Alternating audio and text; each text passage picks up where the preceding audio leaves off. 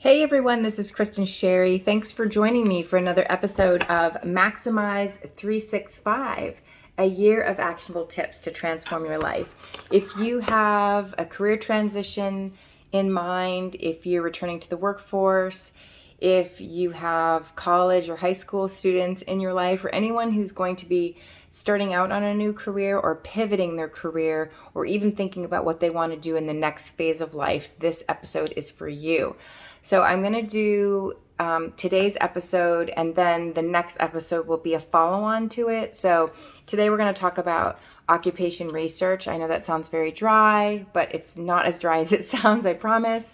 And then we're going to talk about the steps to career transition. So don't forget to subscribe to the channel. My analytics say that the majority of people who watch my videos aren't subscribed. I would really appreciate your sub. You don't even have to turn on the bell if it annoys you that to get those emails that someone's dropped a new video, but I would appreciate your subscription.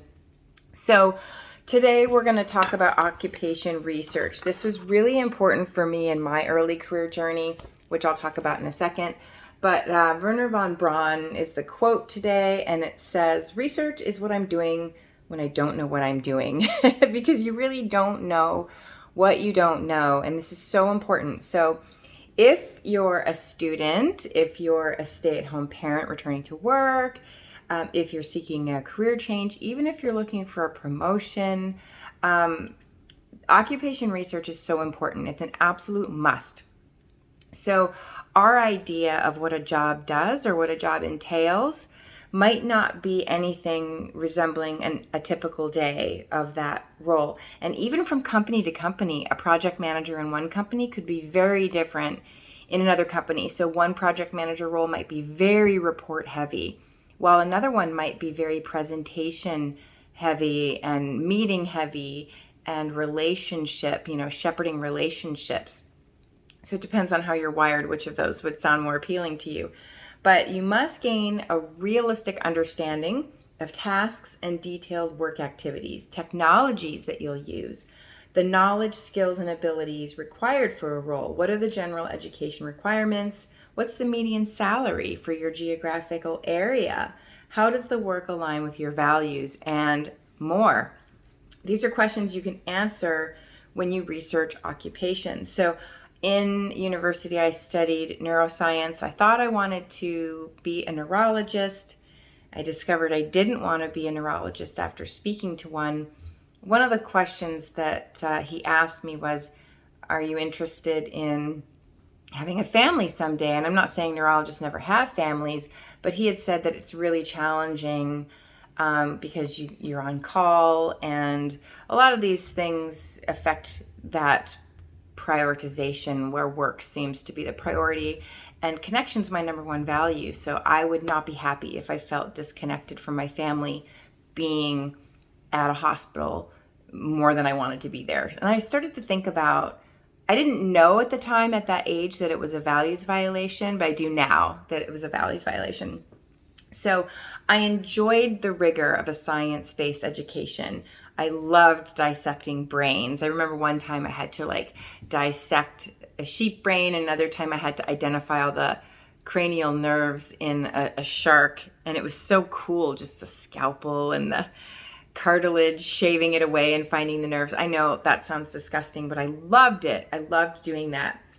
However, I value a healthy personal life apart from work. I have a very holistic focus on my life and well-being. I just don't like to work all the time. So one question he asked, as I mentioned, was if I planned to have a family, because the work wasn't very family friendly, and that was a deal breaker for me. So I already told you the story.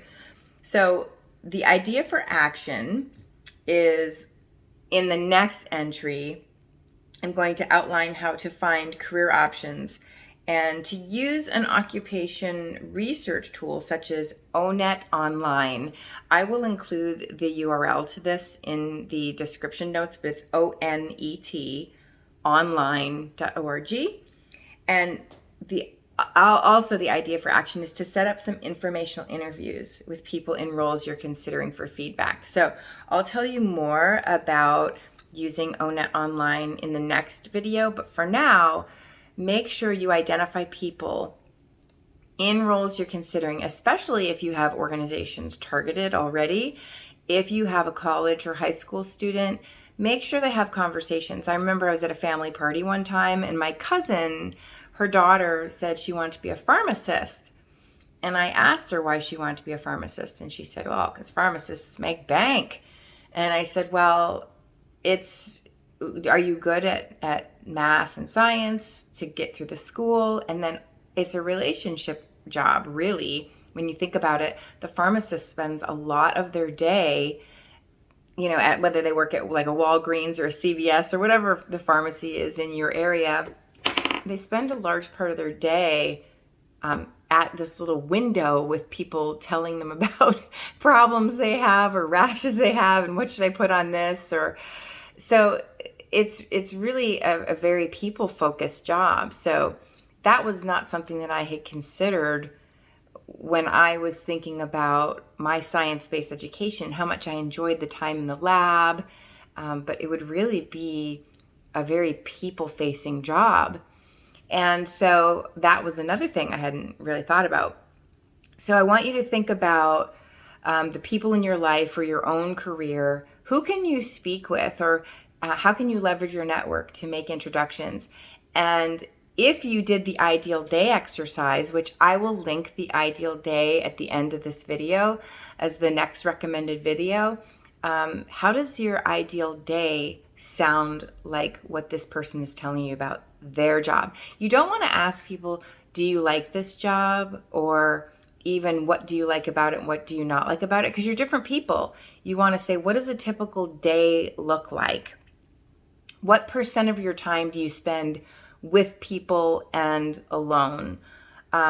What % of your time do you have to spend influencing others or executing tasks or alone thinking or building relationships? You want to start thinking about how will what they tell you align to how you like to spend your day through that ideal day exercise. That's really important because we can get in our minds about what something will be like on paper, but then when you talk to somebody, it sounds very different. And the pharmacy example is just one of those.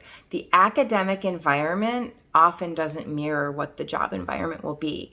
And I think a lot of students don't think about that. And you can really help the students in your life by sharing this video with them. So stay tuned, subscribe to the channel. We're going to talk about what are the steps to transitioning careers. I've done it 5 times, at least, maybe 6 in my career, and wildly different careers. It's not as hard to transition your career as people make it. So I look forward to sharing that episode with you. And if you have any questions about occupation research, besides using Own It Online and informational interviews, you can look at job descriptions on job boards and get a sense of what the day-to-day looks like as well. But you should also be asking questions in interviews. What does a typical day look like in this role? All right, so take care, and we'll see you soon for the next episode.